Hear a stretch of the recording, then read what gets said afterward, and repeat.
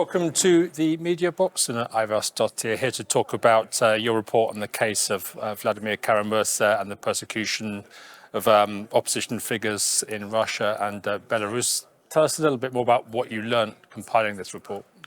Well, first of all, this report is a testament to the courage of Vladimir Kara-Murza, who, despite knowing that he would face certain prosecution and jail, decided to return to Russia to fight for freedom and to fight against this horrendous invasion into the territory of Ukraine, and to highlight the plight of others like him, both in Russia and in Belarus. And what we found is that the anti-war movement and opposition forces in Russia have not disappeared or eviscerated, as many would have us believe, but they have instead gone underground, since the level of repression has become so high that they found new ways of combating it, being with conducting journalism or disseminating information in different ways than they used to, or trying to share information about troop movements, as the case is in Belarus, for example, where we have also seen, and in both of these countries, huge waves of repression against those that oppose the war. And my report, it focuses on how we can best assist anti-war forces in both countries, in Belarus and in Russia.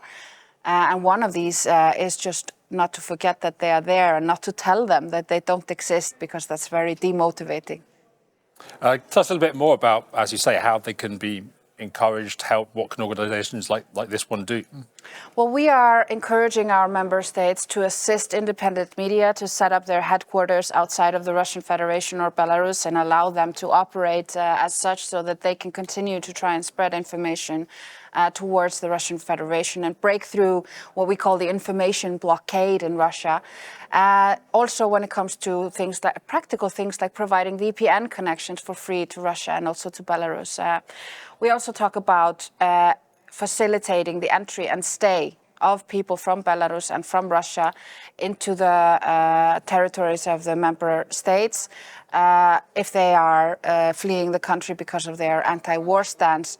And we think that this will be, indicative or could lead to further strengthening the opposition to the war within and outside of the country. And perhaps most importantly, to support NGOs and civil society organizations that are outside of the Russian Federation territory, but are assisting people that are within the territory. And this also applies to Belarus. But I'd like to say that, of course, Russia and Belarus are separate countries and with separate identities. And it is therefore to be distinguished from one another, the case of Belarus and Russia. But the sad thing that they have in common is extremely excessive political repression, a really high number of political prisoners, over 1,000 in both countries, and systematic use of torture and other inhuman and degrading treatment towards these prisoners.